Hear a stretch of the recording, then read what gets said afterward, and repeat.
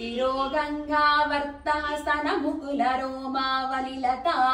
कलावालं कुण्डं कुसुमसरतेजोहुतभुजहां रतेर्लीलागारं किमपि दव नाभिर्गिरिसुते बिलद्वारं सिद्धिर्गिरिसनयनानां विजयते निसर्गक्षीणस्य स्तनतटभरेण क्लमजुषो नवन्मूर्तेर्नारी तिलकस सनकैस्तृट्यत इवां चिरन्ते मध्यस्य त्रुटिततटिनी तीरतरुणा समावस्थास्ते नो भवतु कुशलं शैलतनये कुचौ सज्जस्विज्यत् तटघटितपूर्वा रविदुरौ कषन्तौ दोर्मूले कनककलशाभौ कलयताम् तव त्रातुं भङ्गादलमिति वलग्नं तनुभुवा त्रिदानद्धं देवी त्रिवलिलवली वल्लिभिरिवां गुरुत्वं विस्तारं क्षितिधरपतिः पार्वती निजा नितम्बादाच्छिद्या त्वयि हरनरूपेण निददे अतस्ते विस्तीर्णो गुरुरयमशेषं वसुमतीं नितम्ब प्राग्भारः स्थगयति लघुत्वं नयति च करीन्द्राणां सुण्डां कनककदली काण्डपटली मुभाभ्यां नूरुभ्याम् उभयमपि निर्जित्य भवति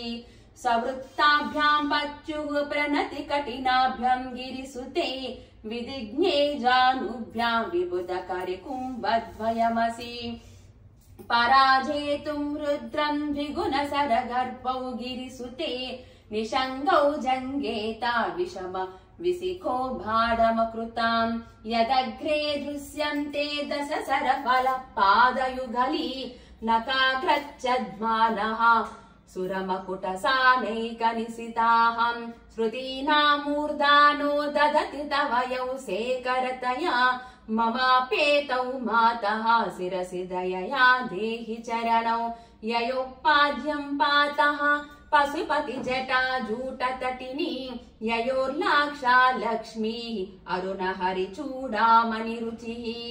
नमो वाकं भ्रूमो नयनरमणीयाय पदयो स्तवास्मै द्वन्द्वाय स्फुटरुचिरसालक्तकवते असूयत्यत्यन्तं यदभिहननाय स्पृहयते पशूनामीशानः प्रमदवनकङ्केलितरवे मृषा कृत्वा गोत्रस्खलनमत वैलक्ष्यनमितं ललाटे भर्तारं चरणकमले ताडयति ते चिरादन्तं शल्यं दहनकृतमुन्मूलितवता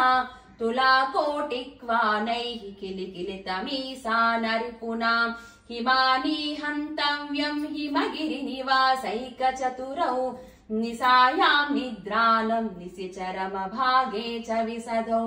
वरं लक्ष्मीपात्रं श्रियमतिसृजन्तौ समयिनां सरोजं त्वत्पादौ जननि जयतश्चित्रमिह किम् पदं ते कीर्तीनां प्रपदमपदं देवि विपदां कथं नीतं सद्भिः कठिनकमटीकर्परतुलां कथं वा बाहुभ्याम् उपयमनकाले पुरभिधा यदा दायन्यस्तं दृशदिदय मानेन मनसां नकैर्नाकस्त्रीणां करकमलसङ्कोचशशिभिः तरूणां दिव्यानं हसतैव ते चण्डिचरणौ फलानिस्त्वस्तेभ्यः किसलयकराग्रेण ददतां दरिद्रेभ्यो भद्रां श्रियमणिसमह्नाय ददतौ ददाने दीनेभ्यः श्रियमणिसमासानुसदृशी अमन्दं सौन्दर्य प्रकरमकरन्दं विकिरति तवास्मिन् मन्दारस्तबकसुभगे यातु चरणे निमज्जन्मज्जीवः करणचरणः सच्चरणतां पदन्यासक्रीडा परिचयमिमा